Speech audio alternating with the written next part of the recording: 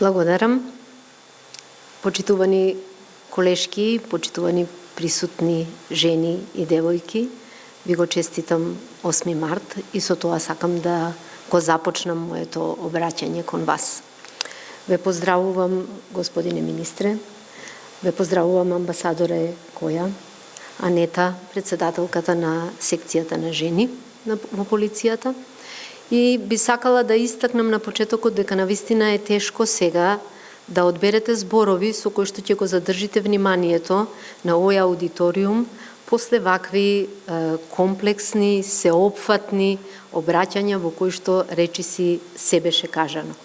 Меѓутоа, убаво е да се слушне и обраќањето на една жена која што е на раководна позиција во Министерството за внатрешни работи, на некој начин да делува и како стимул во однос на сите присутни жени, меѓутоа и пошироко на жените кои што се стремат кон раководни позиции во безбедносните структури и генерално во општеството.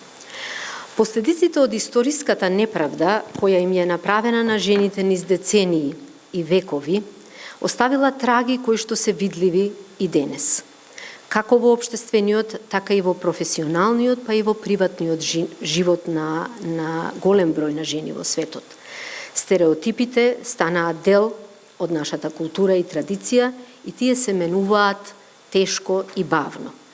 Феноменот на родовите стереотипи особено е изразен во изборот на професијата, а стереотипот тоа е флуидна, перфидна, манипулативна алатка која влијае на свеста и размислувањето, влијае на прифаќањето или одбивањето на многу содржини од животот на сите нас, од животот на луѓето. Како последица од влијанието на стереотипите, статистиката не бомбардира секојдневно со докази дека борбата против стереотипите треба да продолжи и дека треба да продолжиме да се бориме и подолго, и посилно, и подобро. Прашањето од типот зошто жените се помалку застапени на раководни функции, зошто ни се јавуваат помалку жени на конкурсите во одредени професии, зошто во војската и во полицијата има недоволна застапеност на жените, што треба да се направи за да се зголеми бројот на жените во полицијата и безбедносните структури, се прашања за кои што постојано вреди да се дебатира. Ако е ова заклучок, дека се уште е недоволен бројот на жени во безбедносните структури, логично е дека следниот чекор треба да биде да се пронајдат и да се отстранат изворите, односно причините што доведуваат до таквата состојба. Иако да бидам искрена, според најновите достапни статистички податоци, состојбите во Република Северна Македонија последните години бележат позитивен тренд.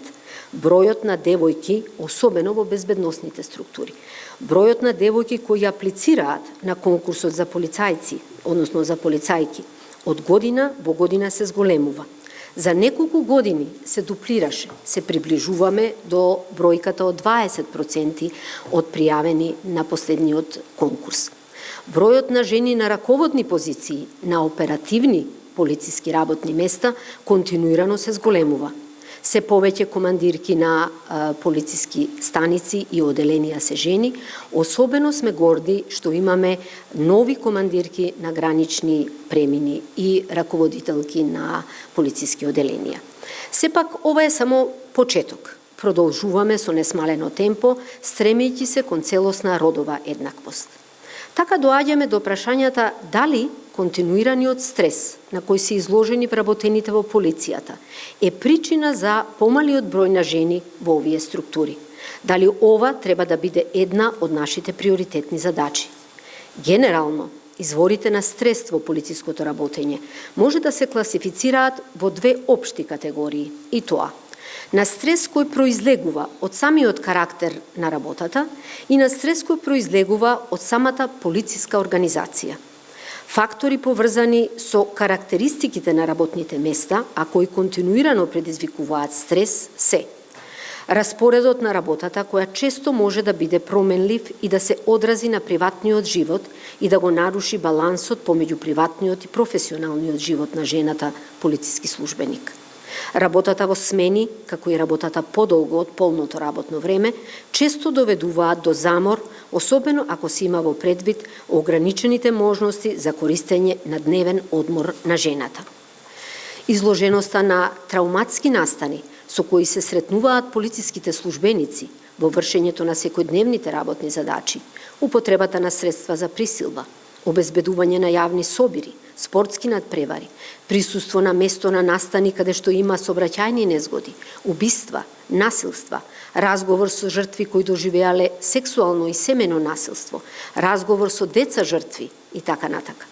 Ограниченото слободно време и немањето финансии за квалитетно канализирање на високото ниво на професионален стрес.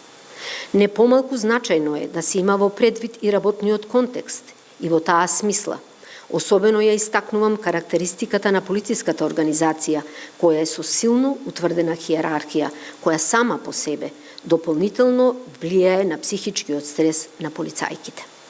На крајот би сакала да истакнам дека една прогресивна и напредна држава, каква што сме ние, која се стреми кон целосна родова еднаквост, освен што треба да работи на создавање на услови за да можат и жените подеднакво да аплицираат во полициската служба, уште повеќе мора да се грижи да ги елиминира состојбите кои влијаат жените да не ја одбираат или поретко да ја одбираат безбедноста како своја животна професија.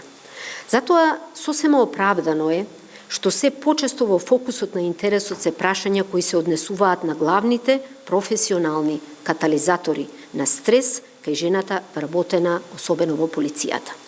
Спроведеното истражување на мисијата на ОПСЕ во Скопје, според нашето мислење, во целост ја таргетира потребата да се анализираат состојбите и нивната причинско-последична врска на тема професионални фактори на стрес и родови аспекти во полицијата.